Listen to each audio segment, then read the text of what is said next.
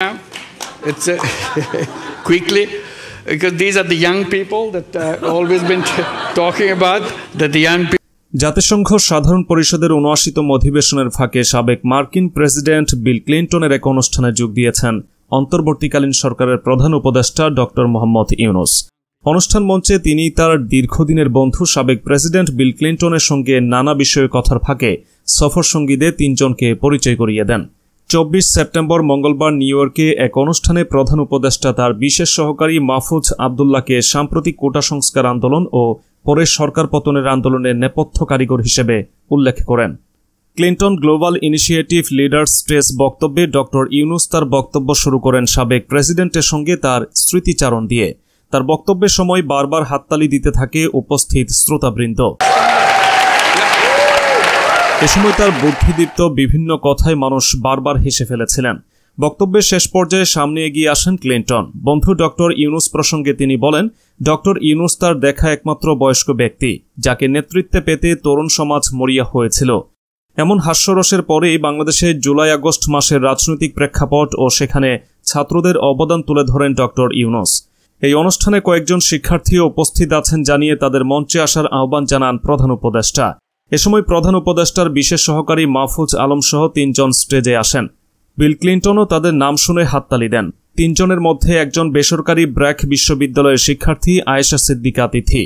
তরুণ নেতারা মঞ্চে উপনীত হলে ডক্টর ইউনূস বলেন, তারা যেভাবে কথা বলে সেভাবে আমি কাউকে কোনোদিন বলতে শুনিনি। নতুন বিশ্ব গড়তে, নতুন বাংলাদেশ তৈরিতে তারা প্রস্তুত। আপনাদের অনুরোধ করছি, তাদের পাশে থাকবেন যেন তাদের এই স্বপ্ন পূরণ হয়। আমাদের সবারই এই দায়িত্ব নিতে হবে। এ সময় ক্লিন্টনের হাত ধরে বলেন, তুমি তো আমাদের সঙ্গে থাকবেই। ডক্টর ইউনূস আরও বলেন, তরুণ নেতা দেখতে আর 10টা মানুষের মতোই লাগবে আপনাদের, কিন্তু তাদের কথা শুনলে, তাদের কাজ দেখলে আপনারা অবাক হয়ে যাবেন। তারা পুরো দেশকে নাড়িয়ে দিয়েছে, তাদের লক্ষ্য থেকে পিছপা হয়নি। তাদের বক্তব্য ছিল, মেরে ফেললেও আমরা পথ ছাড়ব না।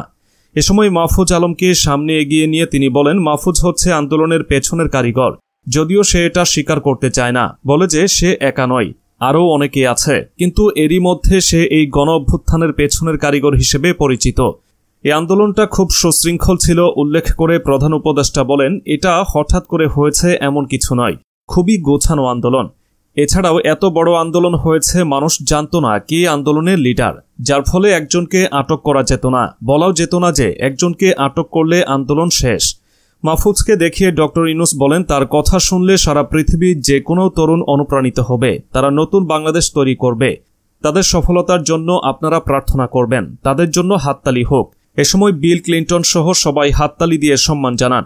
এদিকে আমেরিকার পূর্ণ সমর্থন পেয়ে গেল বাংলাদেশের সরকার। মঙ্গলবার জাতিসংঘের সাধারণ সভার ফাঁকে মার্কিন প্রেসিডেন্টের সঙ্গে বৈঠক করেন ইউনূস।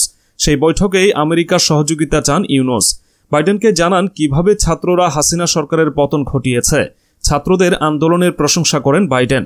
একই সঙ্গে বাংলাদেশের পুনর্গঠনে আমেরিকা সব রকমের সাহায্য করবে বলেও আশ্বাস দেন তিনি। বাইডেনের কথায়, ছাত্ররা যদি দেশের জন্য নিজেদের জীবনও দিয়ে দিতে পারেন, তাহলে তারা দেশ গড়তেও পারেন। ছাত্রদের আরও দায়িত্বশীল হয়ে এবার এগোতে হবে।